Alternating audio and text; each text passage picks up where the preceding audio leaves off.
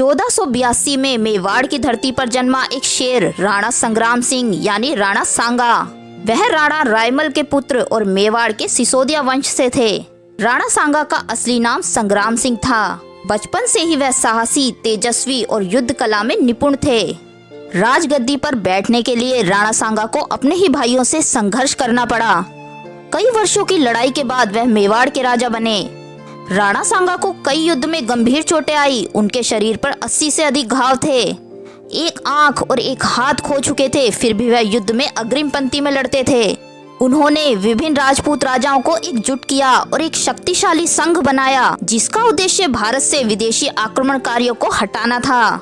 राणा सांगा ने मालवा के सुल्तान महमूद खिलजी को हराया। महमूद खिलजी को हराने के बाद राणा सांगा का यह युद्ध गुजरात के सुल्तान मुजफ्फर शाह द्वितीय से हुआ। यह युद्ध लगभग 1518 से 1519 ईस्वी के बीच लड़ा गया। राणा सांगा ने गुजरात की सेना को हराया और गुजरात के कई हिस्से जैसे इदर और भिलसा पर अधिकार कर लिया। इस युद्ध में भी राणा सांगा विजयी रहे और उनकी प्रतिष्ठा पश्चिम भारत में और अधिक बढ़ गई। गुजरात युद्ध में विजय पाने के बाद राणा सांगा ने 1520 ईस्वी के आसपास इब्राहिम लोदी से युद्ध किया। यह युद्ध हरियाणा राजस्थान सीमा के पास हुआ, जिसमें राणा सांगा विजयी रहे।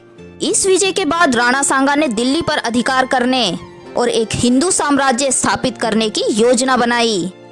उनकी प्रतिष्ठा उत्तर भारत में तेजी से बढ़ी और कई छोटे बड़े राजाओं ने उन्हें अपना नेता मान लिया। इसी बीच बाबर ने पानीपत की पहली लड़ाई में इब्राहिम लोदी को हराकर दिल्ली पर कब्जा कर लिया। राणा सांगा ने बाबर को विदेशी आक्रमणकारी मानते हुए उसे भारत से बाहर निकालने के लिए राजपूत और अन्य शक्तियों को एकजुट किया। राणा सांगा ने बाबर को खुले तौर पर युद्ध की चुनौती दी और दिल्ली की सत्ता के लिए युद्ध का मैदान तैयार होने लगा।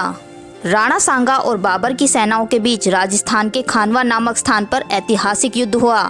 बाबर की सेना में तुर्की तोपें और नई युद्ध तकनीकें थी, जिससे राणा सांगा की पारंपरिक सेना को भारी नुकसान हुआ।